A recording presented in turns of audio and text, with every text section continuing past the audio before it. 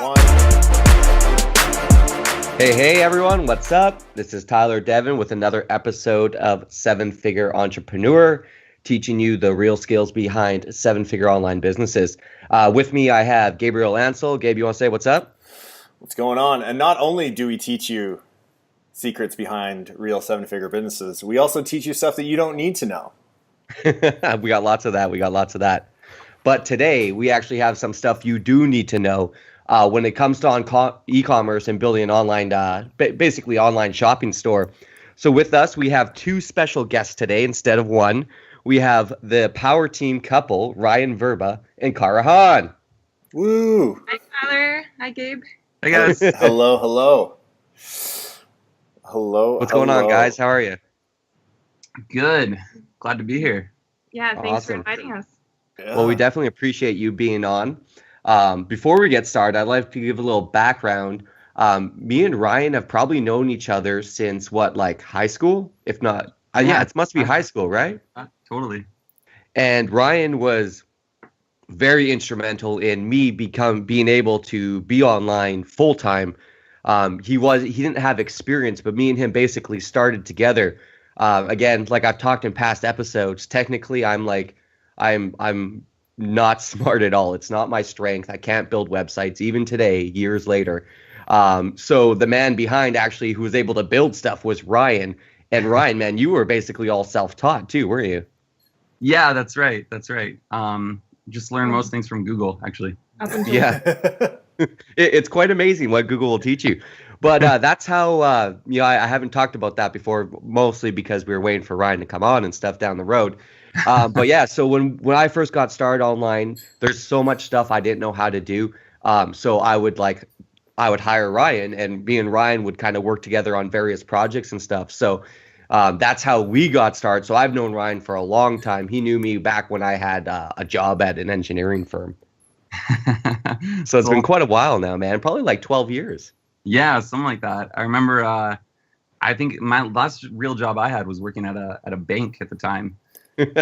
Good old Coast Capital Savings. Coast Capital Savings, that's right. So I was lucky enough to have you pull me up and convince me to come build websites with you. How did you like the bank?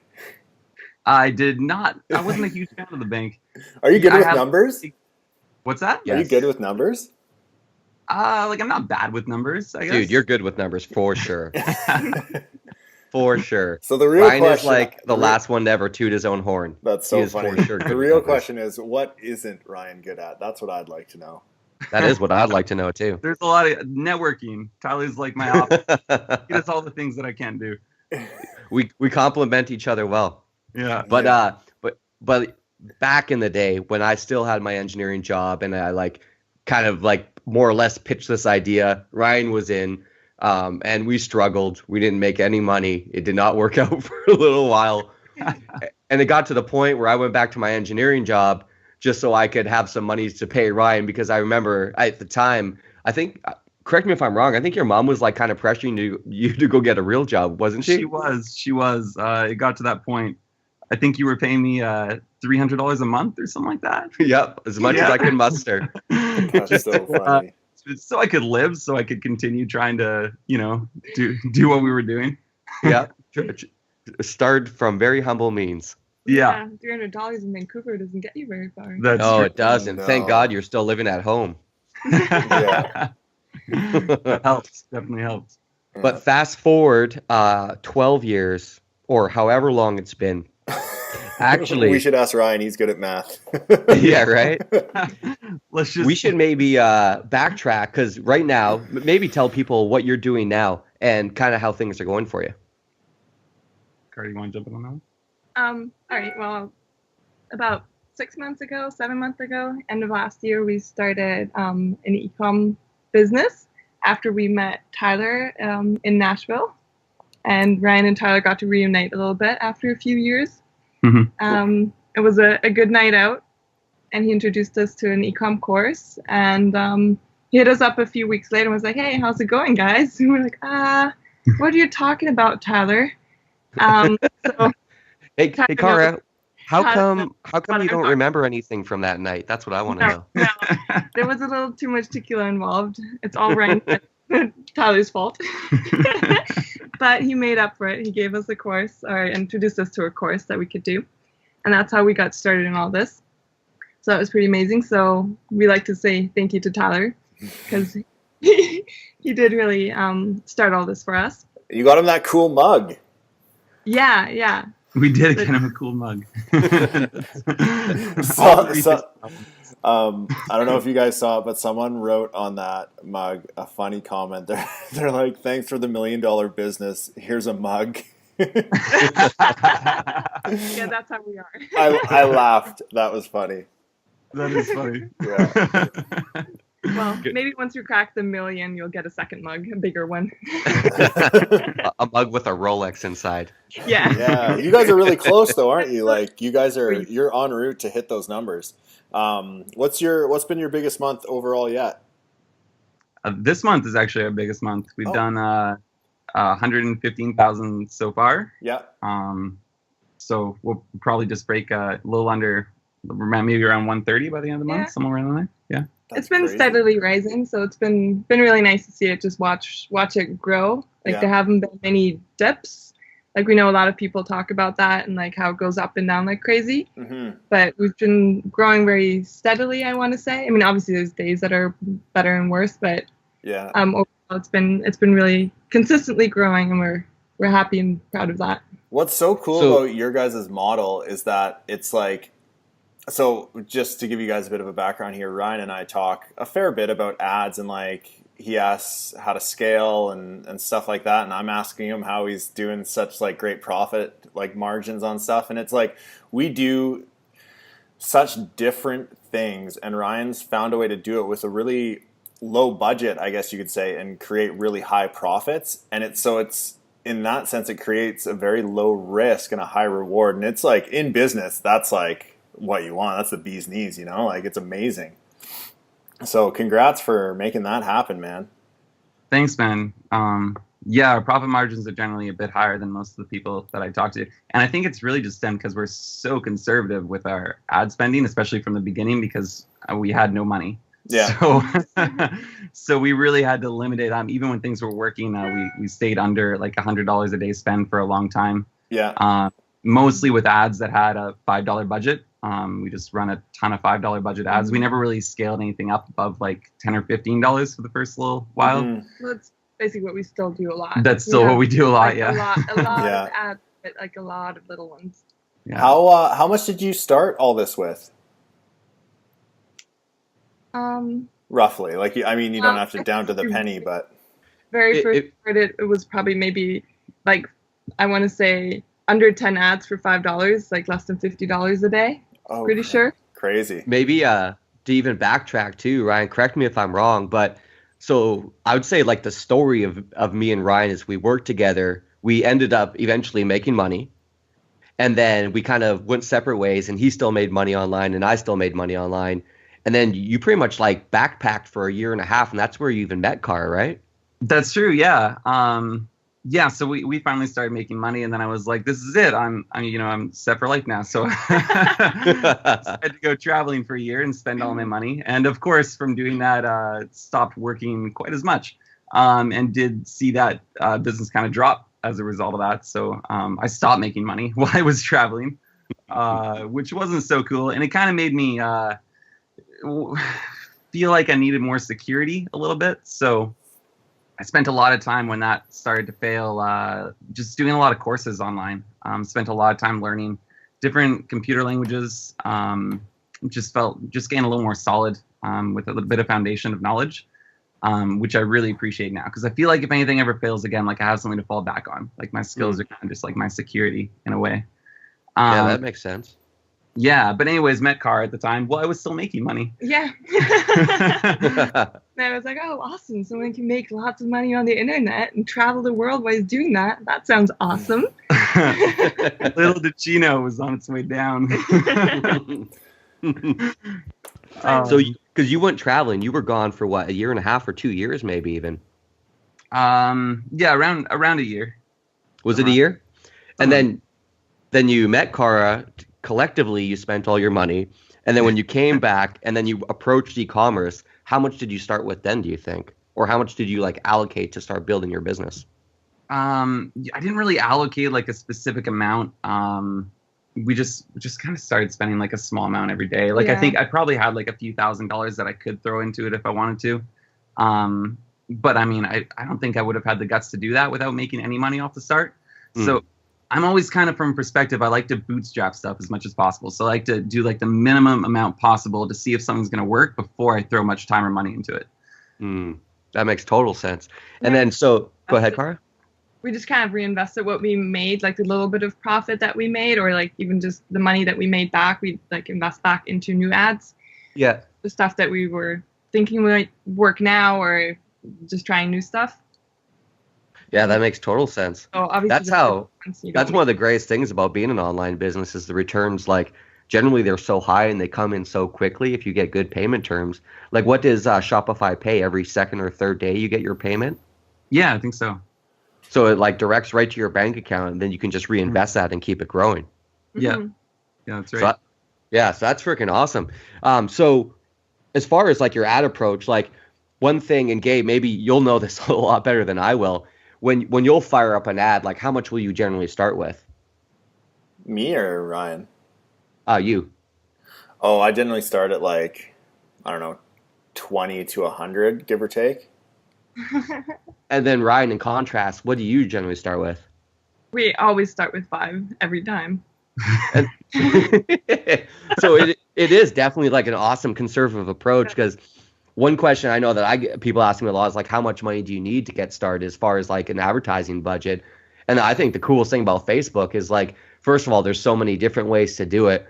Kind of like what Gabe was saying before, the way Ryan and Cara approach their online business, and compared to like how me and Gabe rock and roll, if we'll do $10,000 of sales in a day, what do you think the net on that will be, Gabe? About 2? Yeah, give or take. Like it's quite a bit lower. And then Ryan, if you're doing like $5,000 a day in sales, what do you think your net will be on that? Probably over 2. So it's really like crazy to see when you can see like just 2 different approaches, and how one will produce like such a drastically different profit margin. Mm-hmm. One thing, go ahead. I was just gonna say it could be partly the niche too, because I know we work in different niches. Differently. What's interesting is I've been trying the $5 ads lately too, and I've seen some good results.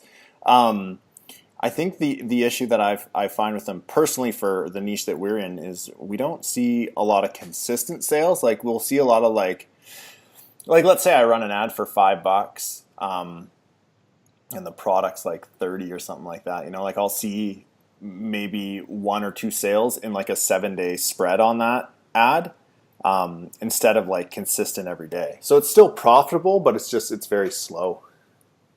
Well, you definitely always have to look at like longer term. Yeah. Like when we look at ads, we always look at 7 days and then at 3 to 4 days max. Yeah. To compare to see if it's still doing okay or not. Yeah. And you couldn't look at 1 or 2 days. Yeah, for us, we do the 7-day spread and then also the lifetime, because one of our buddies taught us that ads can make a huge comeback. You just got to see what they're doing over the lifetime, and it's just interesting because I never thought that way before. It was probably about a year ago that I figured this out, and then sometimes ads just come back from the dead if they have like a lifetime like of doing really well, and then they die off for a week or 2. They'll just like come back out of nowhere and come blazing. It's funny how it works. Cool. Yeah. One thing that I thought would be interesting to kind of chat about was just scaling methods overall. Like as far as how you guys both go about scaling, just to kind of like maybe like compare and contrast the different methods that you can use on Facebook.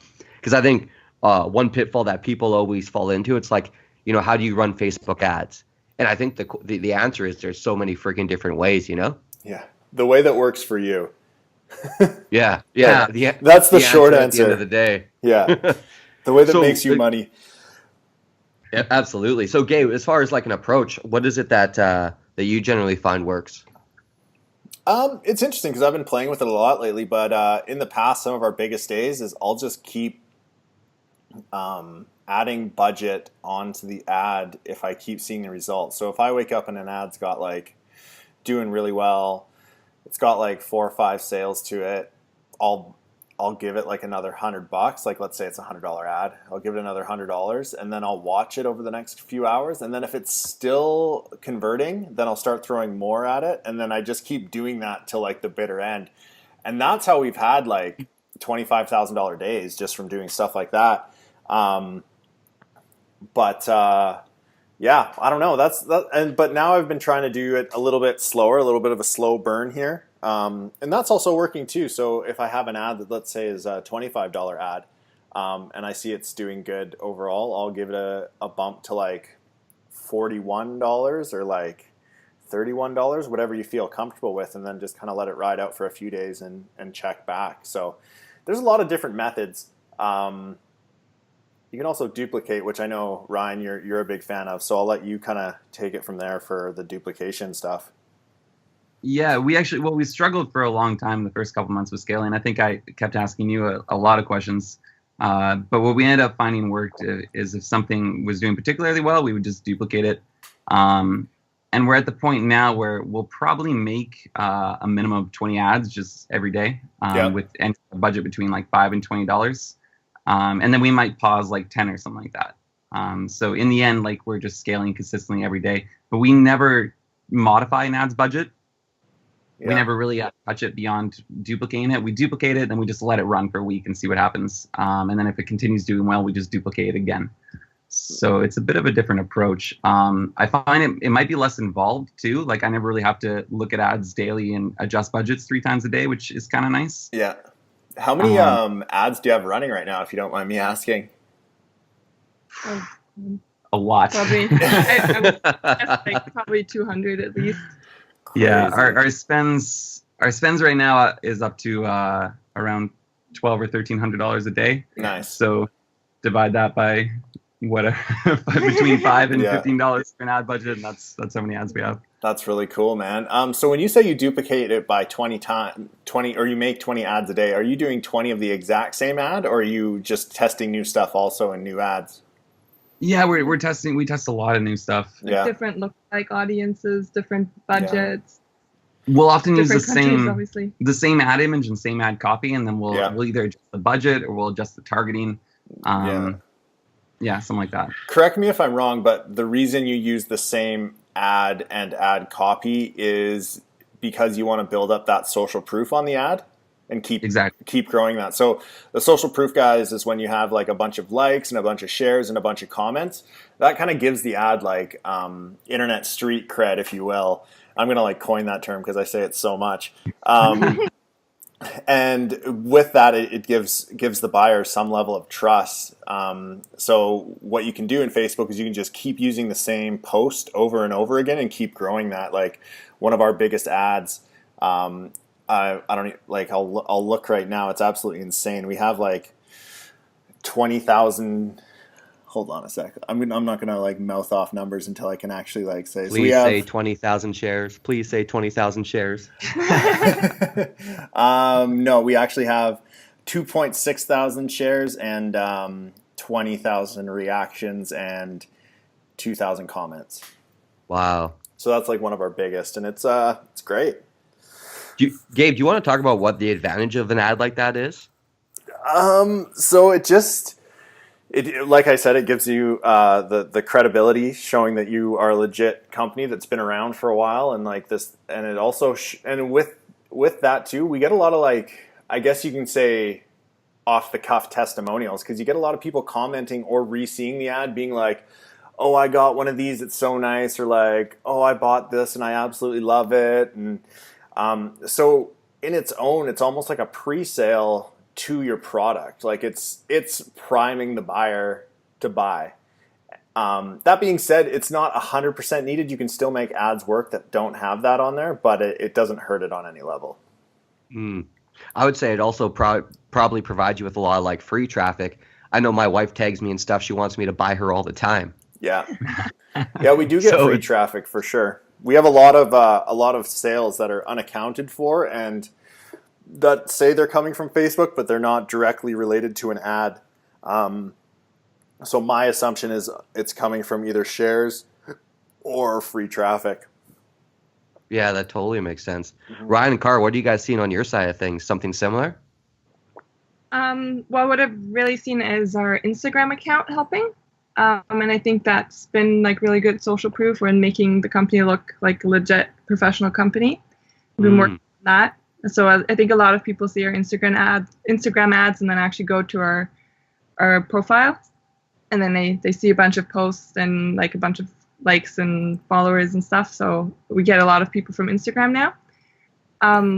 And from Facebook, we do post a few pictures of people that actually posted our products, which is always really awesome because that's, I think, the best kind of advertisement in the end. We haven't actually run an ad with it yet. We've always meant to try that, actually. I tried one. To like use social proof as an ad. But it definitely helps to have good comments and have people talk to each other too and be like, oh, I bought this. Did you get it? Yes, I got it. It was really quick, kind of thing. So we try to make sure that those comments are like the top comments and that people see them first thing. Yeah, that makes total sense. What do you find as far as a breakdown between Facebook and Instagram? Is there one that you guys rely on a little bit more heavily for traffic, or is it just kind of Instagram's organic and kind of supports everything else? We definitely rely more heavily on Facebook still. I think 60-something% of our traffic is from Facebook, but Instagram's been growing like crazy for us in the past month. That's awesome. It's one of the areas we've really focused on. And I think because Cara spent so much time just posting awesome photos on our Instagram page. And I really think that's part of the reason that it's working so well. Because we'll actually see a lot of people don't click the ad directly. They'll go look at our profile first. They'll grab the coupon that we have in our little Instagram description, and they'll use that to purchase. Oh, that's a good idea. So in a roundabout way, you're still able to track your Instagram sales because they're pulling the code from your Instagram. Yeah, exactly. That's super so cool. Smart. That's actually a really good strategy, man. I didn't even thought of that because a lot of the time, people who go after an Instagram strategy, they say they can't really track their sales, but at least that gives you some indication of what's happening. Yeah, totally. Yeah, so it's been working really well for us. And we have a lot of people on Instagram actually repost our products too. So they'll take like a photo of themselves with our products. So we get to use those photos and just repost them on our own Instagram account. So anyone that goes to our profile, I think really has a high opinion and really starts to trust our business immediately. And I think that trust leads to a much higher conversion rate. Yeah. That's awesome. That's a great little Instagram strategy overall. So where are you guys finding the content that's not like the pictures and stuff to post that are not of your products? I use Pinterest a lot, to be honest. Oh, cool. And find stuff there that I can use. And then from our suppliers, because we do have a bunch of products. I think we have like 250 products in our store now, maybe 300 even. Yeah. Wow. So a lot of the suppliers do have decent photos of them. Oh, cool. So I can just use those too. And we take our really own photos of returned as well. Yeah, use return stuff to take photos. Yeah. Oh, that's so cool. Do you do you like have a rule for how you post? Like, let's say you post content that is not something you sell in your store compared to content is something you sell in your store. Do you have like a 1-to-1 post ratio with that, or like how do you kind of go about picking this is going to be a salesy post and this is just going to be like a fun post? It's definitely more stuff that we sell, but I don't always say that we sell it. Oh, gotcha. Like a lot of times I'll just make it more of a look at this, how awesome is this kind of post, and don't actually say, and it's on sale right now. I actually keep that to a minimum because I want it to be more of a, I want to say kind of like real other big stores would do it. They just post all their stuff and they don't have to say that it's theirs. That's smart. You go to some, I don't know, let's say like the Hudson Bay has a an Instagram account. Like obviously they're going to be posting things that they sell and not other people's stuff. Yeah. So you don't even question that, and that's kind of how I want it to be too. Mm-hmm. To our American listeners, Hudson Bay is kind of like Nordstrom. I would say it's more like a Macy's almost. You think? Yeah. I don't know, man. The Bay in Vancouver is freaking high end now. Yeah. Is it now? Yeah, dude. They have personal shoppers and stuff. Like, it is serious. Nordstrom it is. Yeah. We also have a Nordstrom, though, so I don't know. Which one's higher end? I guess Nordstrom is. I would call Nordstrom higher end. There's a bar in Nordstrom here that you can, like, drink at while your wife shops. That sounds also like a smart strategy. Yeah. I try to avoid that place. That's really cool about Instagram. You know, it's funny because me and Gabe have been talking a lot about Instagram, but I wouldn't say our Instagram game is really all that strong. Yeah, it's interesting because I don't know if our niche would work with Instagram so much. But that being said, I haven't really fully tested it, so I don't have an answer to that. But with our second store that we own, it would work really well, I think. Yeah, I could totally agree with that. That's cool. Mm-hmm. Or if you have a lot of products, like different ones that you can post, like either with people or even without, that would still like make for good photos. Because obviously you just can't, like, if you have some kind of gadget, like take photos of that in every angle and post a different angle every day, like people are going to get bored of that. Yeah, Absolutely. If you have good products that are different enough and still something that make good photos that people enjoy seeing in their feed, I think you can do a lot. Serious question. Are you looking for another job to manage our Instagram on 2, possibly 3 accounts? Right? Yeah. We'll pay you better than Ryan. Oh, all right. Just kidding. Just kidding. Yeah, that is interesting about Instagram overall.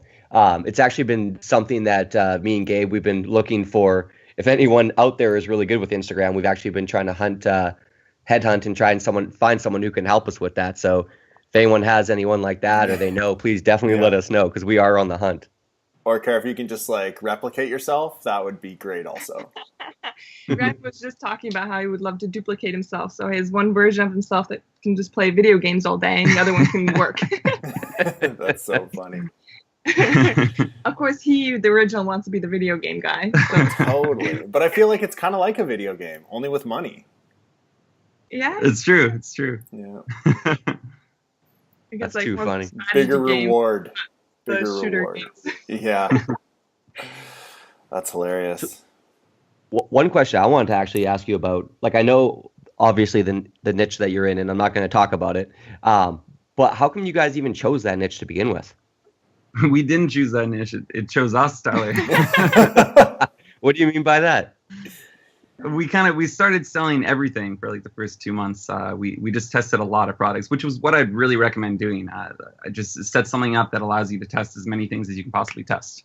And then we just found that this one particular niche worked better than other things. So we changed the store around, made it focus only on that particular niche. Pretty much overnight, we changed the entire store to this like niche store. Cara loaded in like 50 products or something immediately, and we removed anything that wasn't in that niche.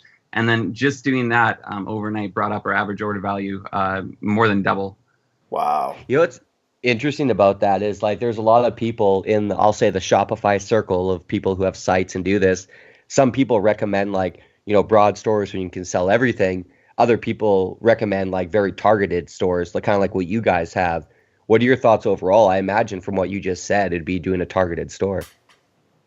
Well, I think there's advantages and disadvantages to both of them. But I think when you're first starting out, if you don't know what's going to work, you can't really beat having a generic store that's going to allow you to test things. If you know something that's going to work, if you tested it and you see some traction, then I'd recommend making a niche store at that point and kind of moving in that direction.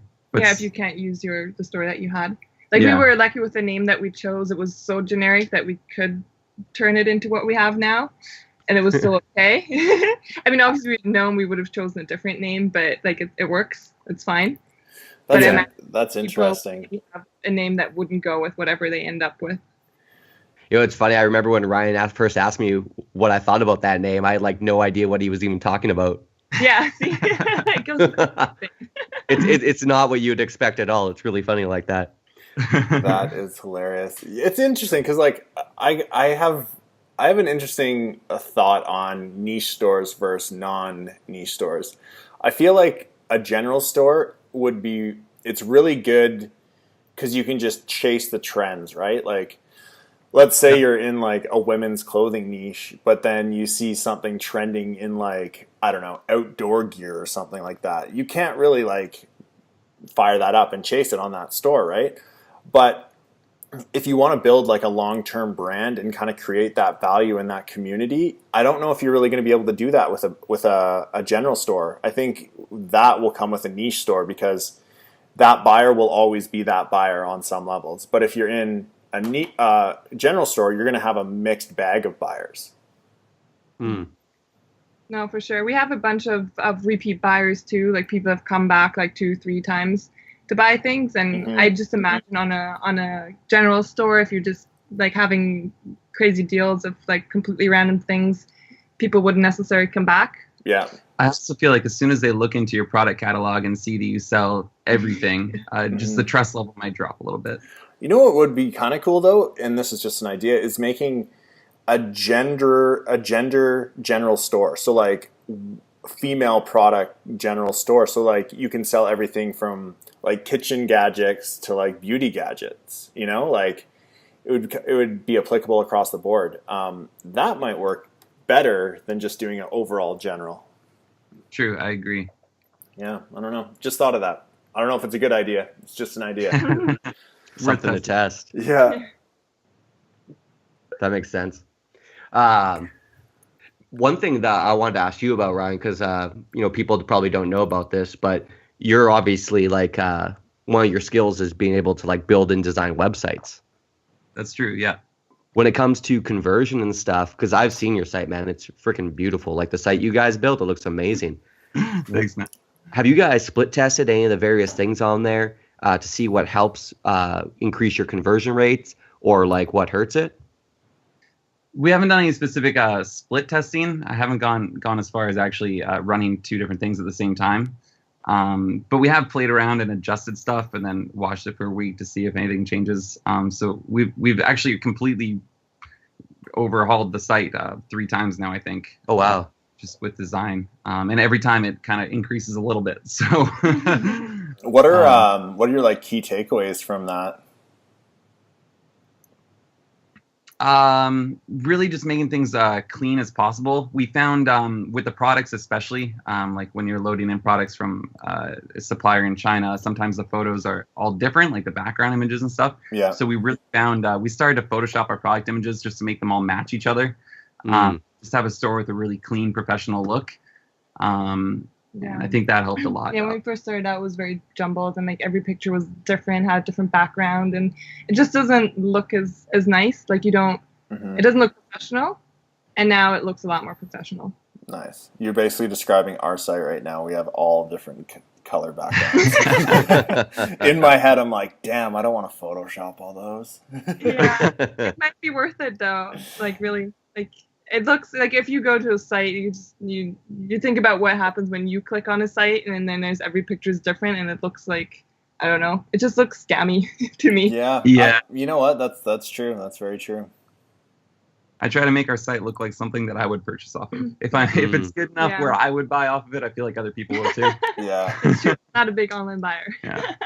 Yeah, I think that's actually a great rule of thumb, just the mind frame to go into something with. Like, what is it what sites would you buy from and what sites would you stay away from, and focus on, building a site based on what you would buy from.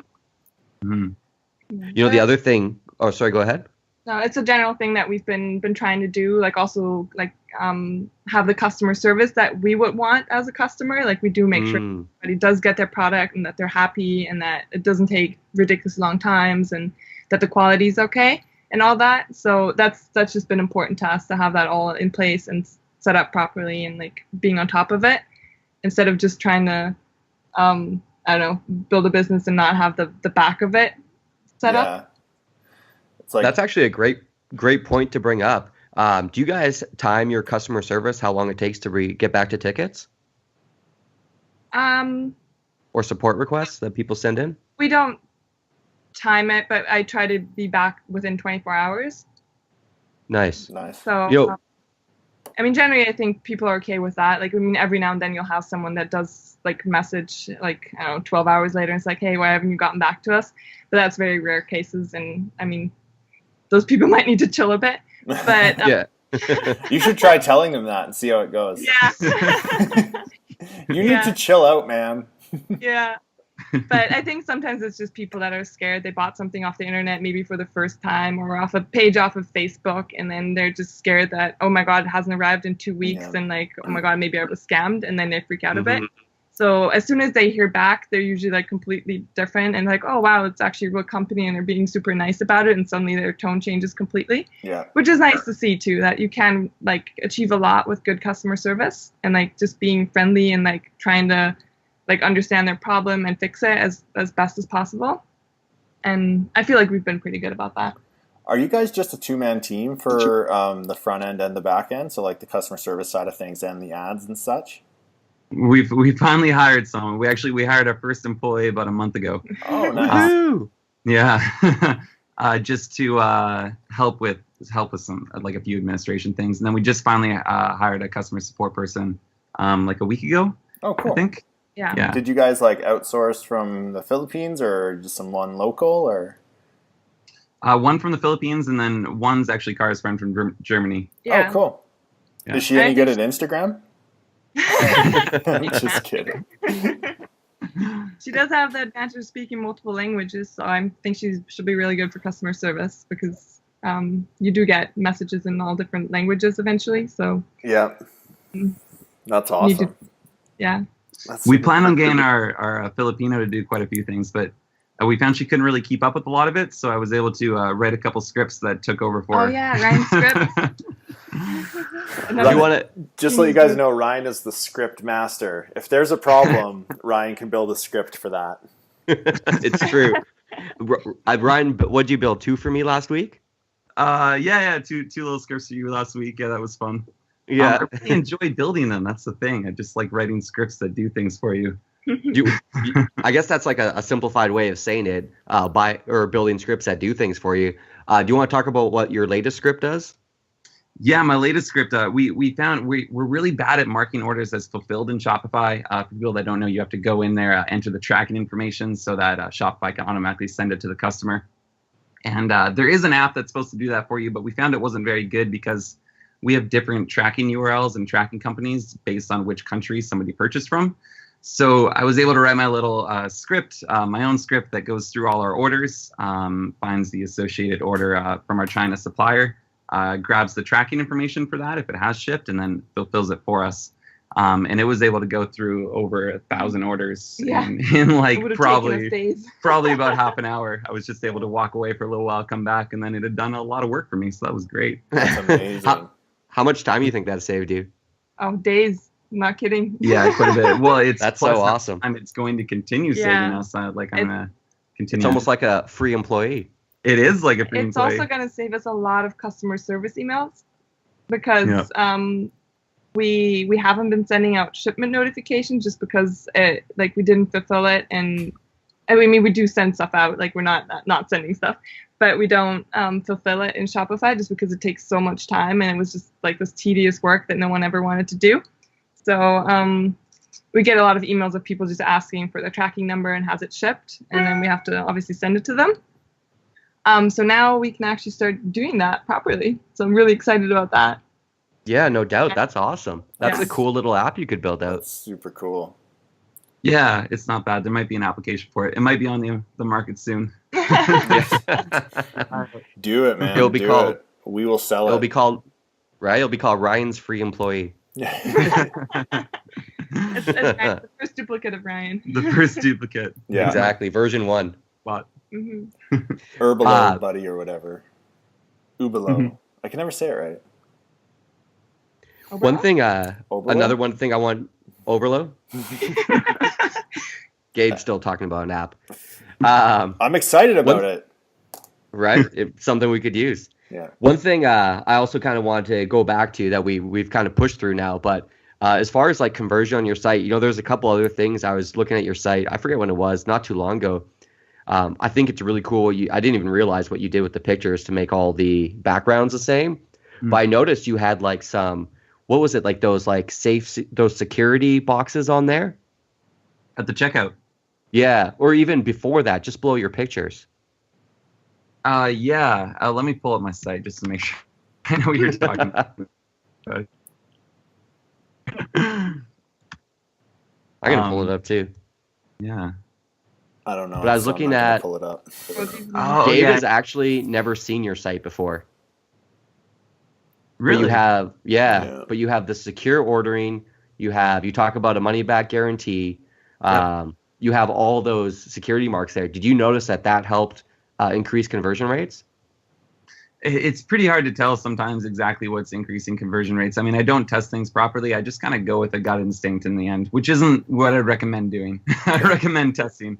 But I don't know. I have a bit of experience with user interface design, and I just try to make it look not spammy while increasing trust at the same time, and end up throwing that image there. And I think it's helping. Yeah. We had a really big one at some point, and I think the smaller ones are nicer looking and not so much in your face. And like, yeah, we did test a few different secure images. Mm-hmm. And that being said, a lot of major sites use those also, and I'm sure they've been tested through the nines, you know. So exactly. Yeah. The other thing I see on here too is like all the reviews and stuff you have. That's something that I think we've recently tested, right, Gabe? Yeah. We use an app called Loox. Loox, and it's amazing, and it's hilarious the pictures that customers will send you in. It's actually cool. Like you see people like either wearing your clothing or whatever, and it's super cool to see. Yeah, we don't have too many reviews, but we haven't really been like trying to get them. Yeah. Like I know you send out emails asking for reviews. Yeah. And I mean, it is a bit difficult because like now I feel like a lot of times people send you bad reviews just because that's like their outlet. That's where they like feel like they have to do something to complain. Mm-hmm. And the people that are happy just are happy, and then they don't think about leaving a good review. And I'm the same way. Like when I go to a restaurant and it's crappy, I'm like, I'm going to give a bad review, blah, blah, blah. Yeah. I usually, because by the time I get home I forget about it. But like you also barely ever give a good review. Yeah. So that app that I'm talking about, it'll auto send something out. You can choose the day. So like 30 days after someone purchased or something, you know, so it gives them time to get the product, gets them time to test it out and stuff like that. And it's all automated. You just say approve or disapprove if you don't like the review, and it goes on your site. Yeah. Pretty awesome. Yeah, it's great, man. It's like, and I just started using it on this new site design, and it's been absolutely great. So. Awesome. Yeah, I think we'll probably test something like that out. Yeah, it's great. It's cool. So, yeah. Totally makes sense. You know, it's funny. The more I thought reviews and stuff, I never used to buy into it. But now I find even like before I go to a restaurant in a new town, I'm like going through Yelp. I'm seeing what's rated the highest. Mm-hmm. So it only makes sense to have stuff like this on your site, you know? Do you think it's an Amazon thing that got us going on that? Because everything's review based on there? It could be, man. Amazon could be, you know, they're buying up Whole Foods now, aren't they? They're doing everything. Yeah. And you only buy the stuff on Amazon that has reviews. Right? Totally. Yeah. I find, too, I'll go to Amazon and I'll research, like, I'll first read the worst reviews and then I'll read the best reviews. Like, I'll read the ones first, then the fives. Only because I feel like the fives, people might have been bribed to do them, and I feel like the ones might be honest, you know? What's the worst case scenario with this product? Thing, though, no, exactly. It's going to be the worst case. Is it going to light on fire? Thinking about shipping times, you're like, oh, this is awesome. Buying it. Yeah. What about one last thing I noticed on your site, and I've noticed other sites do this too. There's actually a big clothing one. Man, it's kind of like a veteran. It's like a veteran T-shirt one. They got this too, but it shows. It's a little app that pops up at the bottom left corner of the screen, and it shows like the last purchase on your site. Is it American as fuck? No, it's It's another one. Grunt Style. Oh. Have you seen Grunt Style? I'm going there right now. Man, you got to check out Grunt Style with what they're doing with their site. I don't know who they are, but like you just watch the bottom left corner of the screen, and sales will like, oh man, they're using that Wheelio app too. Like Nelson in Orlando purchased this T-shirt, and like every couple minutes, man, there's going to be just like past orders. And it just makes you feel like if you're buying off this site, everyone else is too. So it must be good quality stuff, you know? Yeah. Mm-hmm. Yeah, we really like to hit that fear of missing out angle. So just making people see that other people are buying it, and they might not have an opportunity soon if they don't. Right? Exactly. FOMO is real. Sense. Yeah. FOMO limited time. So people moving forward, if they're interested in e-commerce, as far as like opportunities you see in the marketplace right now, what are your overall thoughts on it? That there's lots of opportunity. I remember when I first started, I think I was even mentioning to you, I was just a little concerned about the amount of people that I felt like were getting into the Shopify marketplace and the amount of competition. And there is more competition for sure. But I think it really just comes down to testing. Just continuously testing as much as you can until you find something that works, and then doing whatever you can to scale it at that point. Yeah. I also feel that like there is a lot of competition, but I feel the level of competition is quite a bit lower. What do you mean? I feel that there's going to be a lot of it, but it's going to be a lot of beginners and stuff, which is great because you can still make money as a beginner. But when you're trying to get to that next level, I think it's easy to kind of weed out the little guy on some level. Yeah, for sure. Well, it takes like it does take some skill and like persistence to make it, and I'm sure not everybody does, but everybody can try, obviously. Yeah. And it opens up a new world. Like, it's pretty awesome. We actually that was one thing that we were really excited about. We actually ran this business from Mexico for a few weeks, which is one of the things I like love most about this, that you can just pack up your bags, like don't forget your laptop, and you're set to work anywhere in the world, as long as you have it. Yeah. As long as you pay attention to your business, Ryan. Yeah. Okay, you do still have to work. Like, even if you're in Mexico Beach, like, you can't just not work at all. It's very true. This time I didn't make that mistake twice. We got a little co-working space and made sure we went there pretty much daily to work on the business a little bit. So it was good. I mean, that's when you have your own business, you do have to work every day, at least a little bit. Yeah. The only picture I remember seeing of you guys in Mexico was that one where Cara's sitting in a pool with a computer. Yeah. No one says you can't work out of a pool. That's true. It is what it is, right? Was she sipping on tequila, though? That's the real question. We're supposed to say that. Yeah. That is, and that's that was a huge draw to this business for me also, is just being able to kind of make your own time and do what you want. Like right now we're in Kelowna visiting Rebecca's family, and it's great. Like, we've been working half days here and just getting as much as we can done, and then going enjoying the sun and the lake and the heat and family time and stuff, and it's awesome. Yeah, no, it's really nice. You can sleep in every day if you're like not a morning person, or you can wake up early and get stuff done. Like, you can just do your own schedule, which, like, generally if you're working for some company, you're gonna have a schedule. Yeah. And your vacation days are set and stuff like that. So now you're your own boss. Mm-hmm. Absolutely. One question I want to ask: how long did it take before you guys actually started like generating sales? Because you've only been in this industry 7 months now. Mm-hmm. That's correct. Yeah. So what was it like? How long did it take? Because I know for us, we had an easier transition. We did lose money, but we had an easier transition. But what was it for you? I think it was about 2 months of not really making any money. We had like a bit of traction with a product that was mostly breaking even, I think, in the second month. And it wasn't for about 2 months that we really started to scale up, which I think I've heard from a few other people too. And my theory is that's really just the Facebook pixel getting smarter as you go as well. Yeah, that would make sense for sure. Yeah. So gaining like a bit of traction in the second month, I think, really helped to build up our pixel. It kind of got smarter. It learned who was buying our products. And then in the third month, we were able to scale up quite a bit based on that. Did that product that was breaking even for you eventually become a winner, or what happened with that? It, it made like $20, $30 some days. Like, not really that much. We were selling it at quite a low price point. We didn't have too much margin on that product. So back then I was really excited about it. It never really blew up as much as I wanted it to, but I think it just, the amount that it helped us learn was great. It helped us and our pixel learn about our business. And find our niche. And find our niche. Yeah. That product is actually how we chose our niche in the end, just because that one had more traction than anything else we were testing. That's super awesome. Cool. How many products did it take before you found that one that really took you to that next level? Oh, a bunch. Yeah, a lot of products. And it was all kinds of like everything. Like, looking back, sometimes it's funny when you think about the things that you tried to sell or even put on your site, and it's like, wow, you actually thought that was going to work.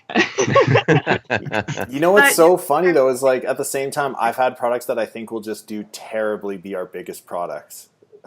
Mm-hmm.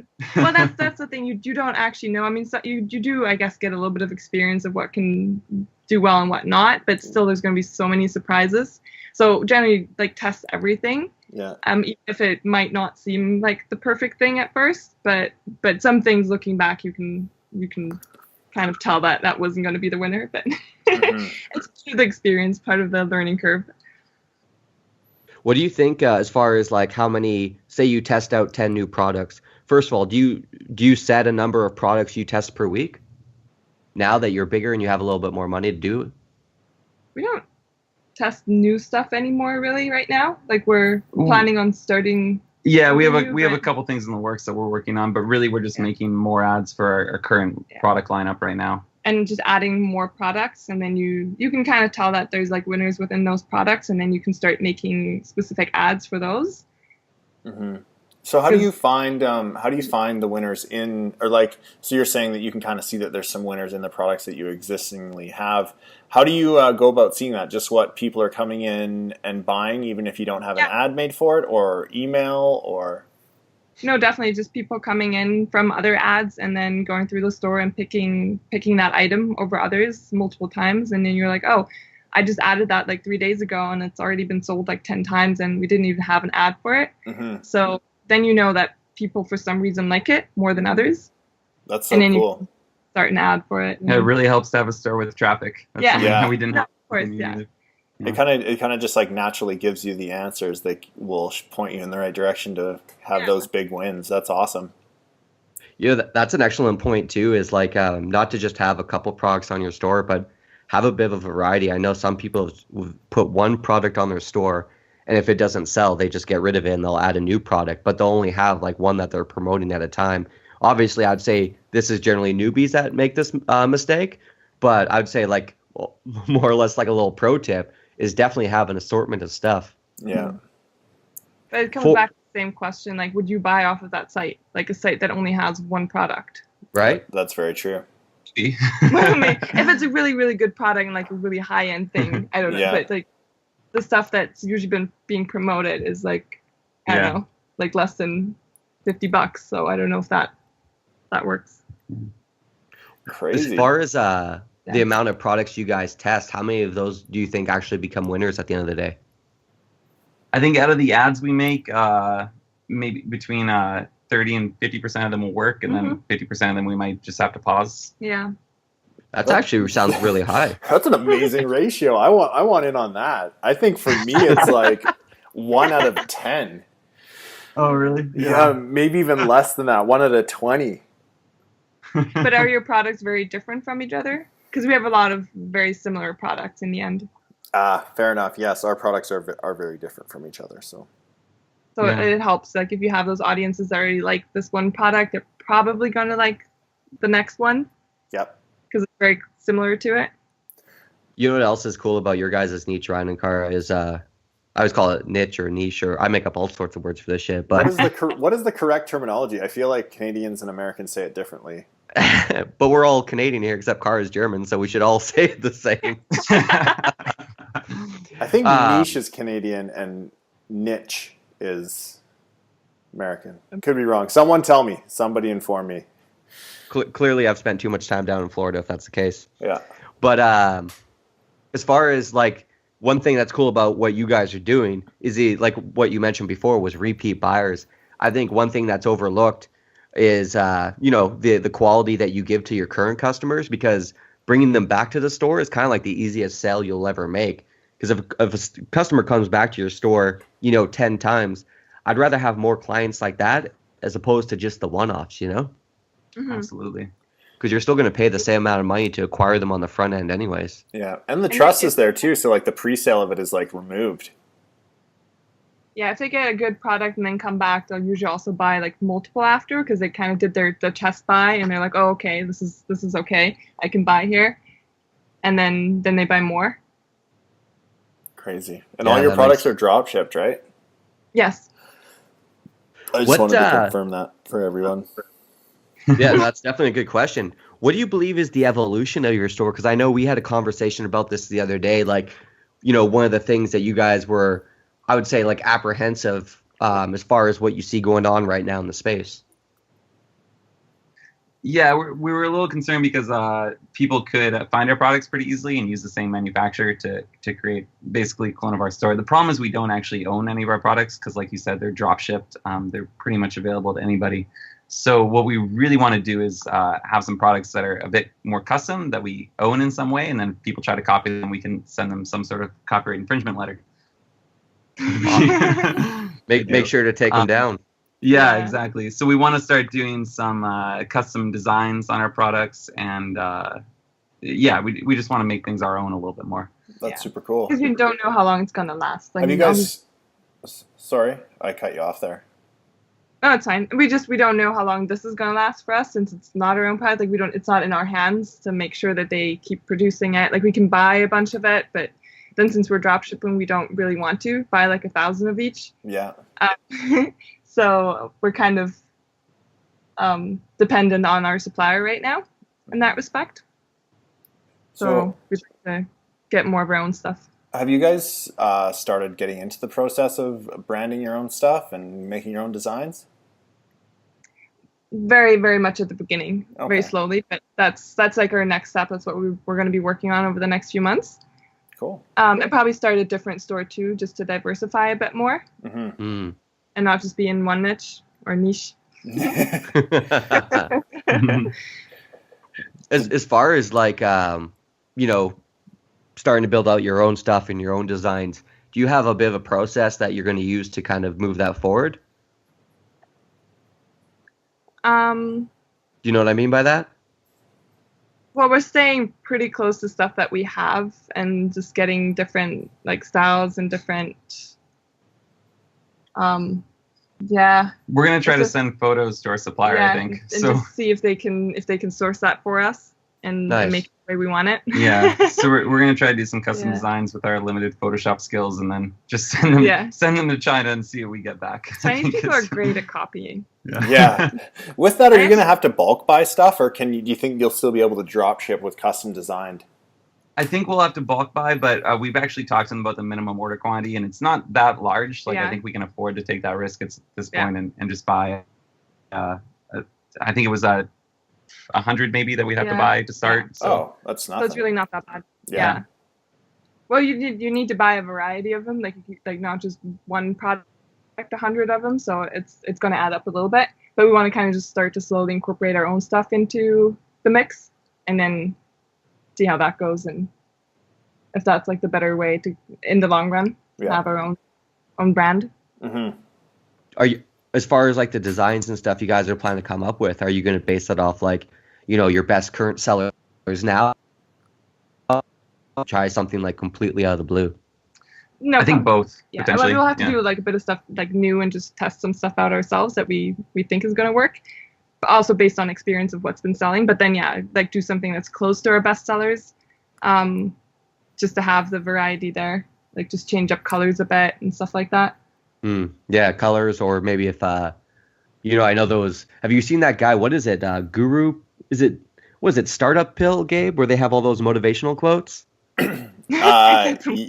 Yeah, Startup Vitamins. Startup Vitamins, yes. .com? I think so. Yeah, that's what my profile picture is on everything. I'm holding a Get Shit Done thing. Oh, yeah. I think that actually might be the guys out of Clearwater. I don't remember, down here in Florida. But yeah, something like that. You could just change up the verbiage and all of a sudden it's something new as opposed to something old, Yeah. No, for sure. Like little changes like that like make it your own in the end. Mm-hmm. Yeah, absolutely. Yeah, startupvitamins.com. Yeah, and they have all those like motivational quotes for entrepreneurs. Yeah. Mm-hmm. I might be wrong, but I think that might be one of the Shark Tank guys, his business partner. Oh, interesting. I didn't know that. Yeah, if it's not that store, it's something like very similar to that. I wonder if these guys have an address on here. Yeah, check it out. If it's Clearwater, I'll know who it is for sure. But that's cool. That's super cool, guys. Yeah, I think diversifying. Like that's one thing me and Gabe did is we got into other markets, and we got into markets where we had some sort of like licensing control over the designs, just so our stuff couldn't be ripped off. And we've mentioned this before that something was, but within a day, the licensing company was able to take it down, and it was on like a pretty prominent site too. So it was super cool because it just helped, keep our spot in the marketplace as opposed to getting flooded with similar products. Mm-hmm. Yeah, sure. It's really good. Yeah, it's really cool. That's exactly what we want. Yeah. I'd say final question for me, man, is for both of you guys, people are listening to this podcast. They're always wondering how to get started. What would you say is like your best advice for someone just even looking to start making a full income online? My best advice is do the minimum amount possible. Like just do when I say bootstrap it, it's just like kind of the minimum viable website or whatever you need to be able to test that product and know if it's going to work. I just have a lot of friends that get super gung-ho about a business idea, and they'll spend a lot of money and a lot of time getting it set up perfectly before they start running traffic to it at all. And I really think it's a better model just to do the littlest amount possible, see if it's going to work, and then move on from there. And just try to get it up in as short as time as possible. So if you can get something up and tested within a week, that's ideal. I used to work with a guy actually that used to create a sales page for a product before he even had the product. He would just test how many people clicked the add to cart button, and then if it was going to work, then he'd make the product. That's interesting. That's awesome. That is super interesting. It makes sense too, because then you don't have to go through all the work of creating your product just to put it out there and realize the market hates it. Yeah. You don't want to spend 3 months making something and then not be able to sell it at all. Yeah, absolutely. Yeah. How much do you think, like, if you were to say, and I know this is like kind of a broad question, but if someone needed like a certain amount of money to get started with Shopify or e-commerce, what do you think they should like at least allocate? Yeah, maybe $1,000, $2,000. I think to like have the money to test, because you're gonna fail a few times at least. Like it would be a miracle if your first thing that you put out is gonna be the winner and go viral or whatever. Yeah. Then it's kind of like winning the lottery. But like you'll need a little bit of money to just throw out there and just to feel test. comfortable with it too. Like you don't want to be scared to make an ad and spend some money. Mm-hmm. I mean that's coming from us making $5 ads, but you have to make a few ads. Like if you only make one, it's going to take a very long time to figure out what's working, because then you have to wait like an entire week of that $5 ad running. And yeah, it's just going to be a bit faster if you can make like 20 ads. Obviously, like you'll just know quicker. Yeah, absolutely. Testing in the shortest amount of time possible, I think, is super key. Yeah. But it's like almost like any investment, you have to be willing a little bit to lose it in a way. I'd also like maybe add that you should probably try to do something you enjoy at least a little bit. Yeah. And it's been really fun to do this, actually. I mean, obviously really there's days where like, damn it. Yeah. But overall, it's been really fun and enjoyable and like exciting to be part of it and see how it grows. And yeah. I always feel like this is going to be like a huge stepping stone for anyone who gets into the Shopify to the next bigger thing. Like this may not be a forever business, but it will grow into something huge, right? Like it has the potential to like, regardless if you're creating a store that you want to sell and just like get a big payout from, or creating a big brand or creating a big community or something, like I feel like this is a really great starting point for that. It does open a lot of doors, I think. Yeah. Yeah, even if you're making money, the amount that you learn from trying to run Facebook traffic is which is like an amazing skill in its own, right? Like once you know how to sell something, regardless of what it is, like that skill is so valuable in any business or in anything really. Like even if you want to get like if you're running a charity and you want to get more people out to an event, like Facebook knowledge and how to run ads on there is huge. Yeah, I think that's an excellent point, man. Is just mastering like the advertising skills. Like if you can get that down, we've said this before, man. You'll always be able to find a paycheck somewhere if you can do this. Yeah. Mm-hmm. There's actually firms, not for e-commerce, but other firms I paid $10,000 a month for, just to run ads for me on Facebook. And they did a great job. But if you look inside, it's kind of, they got their main figurehead guy, and he kind of oversees everything. But like every week he was posting a new ski trip, it was crazy. Yeah. I've been on one of those ski trips. Who's paying for that? Yeah, you have. Yeah. It was actually pretty good too, wasn't it? Yeah, it was great, man. It was just really good people at that event. Good people to talk to, and like just I kind of like being the least smartest person in the room because there's just so much knowledge to drink in, and that's kind of how I felt there, which was awesome. Yeah, absolutely. So awesome. Well, that's all I got. Ryan and Cara, thank you so much for being on, taking the time. Gabe, do you have any closing words, or Ryan and Cara, anything else you guys want to add? I'll just thank you, Tyler, once again, and thank you, Gabe. Yeah, thanks for having us. yeah, no Absolutely. problem. Yeah, and for me, I just I want to say it again. If you guys want to see me record, do a live recording weekly of how to build a store from start to finish and get a product profitable on Facebook, or it might fail. Who knows? I mean, regardless, I'm going to do it, and we'll get it profitable over time. Message me on Facebook, comment on Instagram, comment on our Facebook posts, anything. So far, we've got 2 people who want me to see it, and I'm not going to do it unless 10 want to do it. So reach out, make it happen, and then I will commit to spending an hour a week to do that for you guys. Nice. What about iTunes? What about iTunes? I don't know. People know. You vote for Give it. us a comment. Give us a good rating. We got some good comments on there. I was reading the other day. People are promoting our stuff. So we just got to get that viral traffic on this podcast so we can get in the top listeners there. So absolutely. More people we have listening, the better guests we can bring on as far as like what they know and the bigger businesses they have. And the most important thing of all though is like, let us know what you want to hear about. We want to make sure that we're bringing you stuff that you want to know about. We're asking the questions that you want asked to people who are doing this right now. So reach out, shoot us a message on Facebook. Gabe will respond to you and he'll let me know about it and we'll go from there. Yeah. And also I think this podcast right here, this podcast is going to take us over 10,000 downloads, which is going to be amazing, which is pretty impressive since June. Not bad April. For a couple of months. April. I think April was when we started. Yeah. Crazy. So to that I say thank you, Ryan. Thank you, Cara. Yes, thanks, guys. Have a good week. Your success there. It's amazing. Awesome. All right, signing out. Thanks again. See ya. Thank you.